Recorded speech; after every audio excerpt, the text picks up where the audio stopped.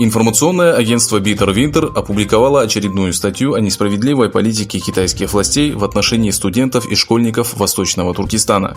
Корреспондент Bitter Winter провел интервью с китайским студентом, который учится в университете Урумчи. По его словам, в 2019 году, после завершения второго семестра, Коммунистическая партия собрала всех студентов, являющихся представителями коренного населения уйгурского региона, и заставила их поклясться, что они будут следовать Коммунистической партии Китая при любых обстоятельствах, любить Китай и оставаться верными идее коммунизма. Еще одним собеседником корреспондента стал учитель-китаец, работающий в одной из школ региона. Он сообщил, что правительство потребовало от всех жителей Восточного Туркестана объявить бойкот законопроекту о правах уйгуров, принятому Палатой представителей США в прошлом году.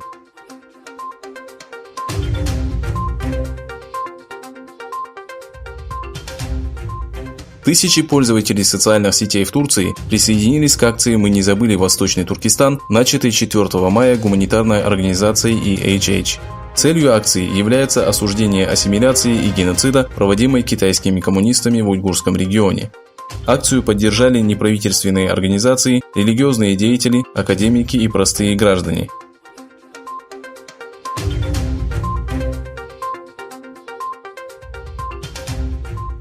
На прошлой неделе инициативная группа Ильхама Тохти, которая была создана 4 года назад, объявила о смене названия организации на Институт Ильхама Тохти.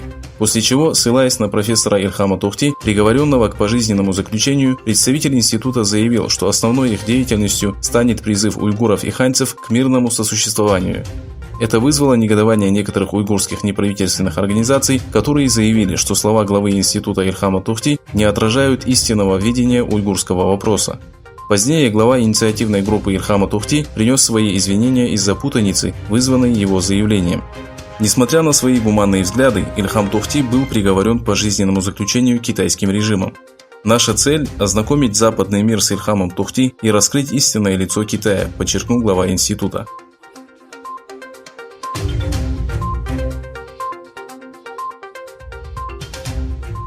Согласно внутреннему отчету, подготовленному одним из ведомств китайского правительства, негативное отношение в адрес Китая из-за эпидемии COVID-19 растет по всему миру. Пекин опасается, что столкнется с серьезной конфронтацией с США. Китайский чиновник, имеющий доступ к государственным архивам, который передал данную информацию Reuters, сообщил, что в этой внутренней переписке официальных властей, состоявшейся в прошлом месяце, была высказана обеспокоенность тем, что антикитайские настроения в мире достигли самого высокого уровня после событий, произошедших на площади Тяньаньмин в 1989 году. В отчете, подготовленном Институтом международных отношений при Министерстве безопасности Китая, отмечается важность готовности к худшим сценариям и возможному военному противостоянию с США.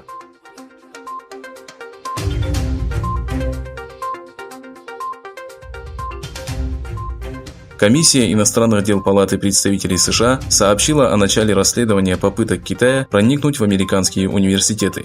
В связи с чем представитель республиканской партии Майкл Маккол и 6 членов комиссии обратились к министру образования Бетси Девос с требованием предоставить информацию об инвестициях, сделанных Китаем в американские университеты для достижения своих стратегических и пропагандистских целей. Маккол сказал: «Я давно обеспокоен усилиями Коммунистической партии Китая по проникновению и влиянию на американский академический мир, включая кражу технологий и контроль научных исследований». Хотя администрация нынешнего президента подняла данный вопрос с самого начала, усилия Коммунистической партии Китая по сокрытию подробностей о коронавирусе являются сигналом угрозы, которую представляют финансовые отношения Китая с университетами Соединенных Штатов.